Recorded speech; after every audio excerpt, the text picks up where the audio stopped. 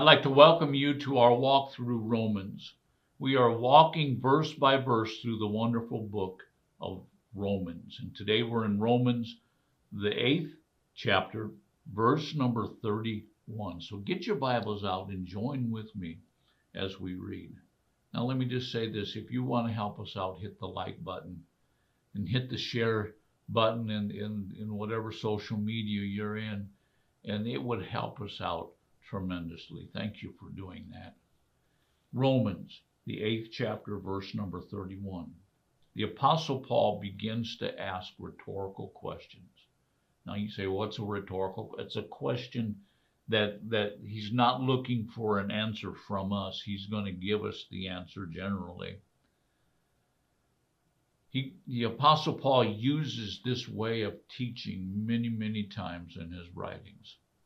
And so the first rhetorical question found in verse number 31, what then shall we say of these things? What's he talking about? What's the question? What are we talking about? What is the Apostle Paul talking about? He's asking this question to get us to listen, to get us to figure it out. And then he goes right again into another question. If God is for us, who is against us? Wow.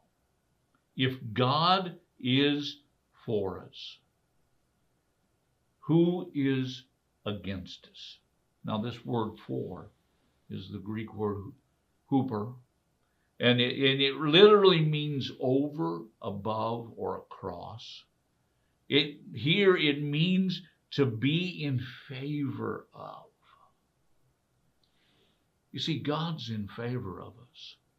God's in favor of those who have made Jesus the Lord of their lives. He's in favor of us. He's standing with us. He's over us. He's protecting us. He's above us. If God is for us, and the Apostle Paul is not asking this question to try to get you to wonder, is he for me or is he not for me? Again, he's asking this question to teach us something. And the next thing that he says is this: who is against us? Who is against us? If God is for us, then who in the world is against us? Now you might be thinking, well, I can tell you a bunch of people that are against us. But the word against here is the Greek word kata. And it means to press down. It means to be down on someone. You know what? If God is for you, nothing, no one can be against you. No one can push you down. No one can bring you under subjection. Why? Because God is for you. God is the ultimate in authority. When God is for us, it may seem like people are against us, but remember, God is coming for whatever they do. God's going to come against whatever they do. He's going to turn. We already talked on Monday how if we are walking with God, that all these things are going to be turned around for our good, for our profitability, for our usefulness. If you didn't hear Monday's message, go back to Monday's message. This is all in context. If God is for us, who can be against us? Who?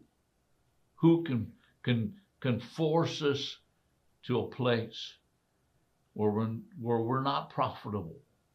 And the answer is no one. No one. Who can be against us? Now, God is working on our behalf. We need to understand that. If we love God, it may look like people are against us. They're trying to force us. They're trying to make us do things we don't want to do. But you know what? we don't have to give in because God is on our side. Verse number 32.